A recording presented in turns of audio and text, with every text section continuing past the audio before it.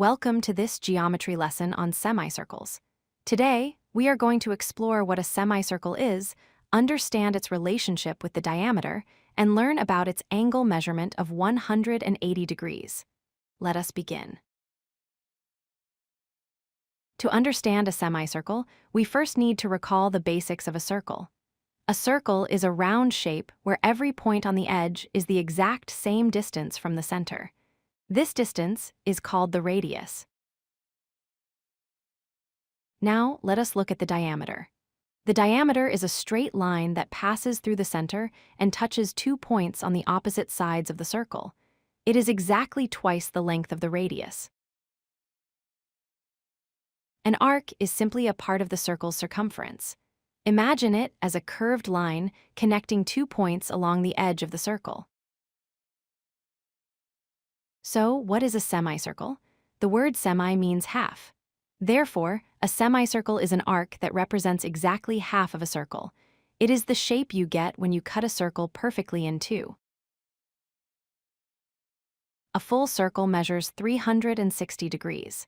Since a semicircle is half of a circle, we simply divide 360 by 2. This gives us 180 degrees. This is why a straight line, like the diameter, is often associated with a 180-degree angle. An important concept to remember is that the endpoints of a diameter create a semicircle. If you draw an arc connecting one end of the diameter to the other, that arc will always be a semicircle. When calculating the perimeter of a semicircle, you must be careful. It is not just the curved part. The total perimeter includes the length of the curved arc plus the straight diameter at the bottom. The formula is pi times radius plus 2 times radius. The area is straightforward. Since a semicircle is half a circle, its area is simply half of the area of a full circle. The formula is 1/2 times pi times radius squared. Here is a fascinating geometric property known as Thales' theorem.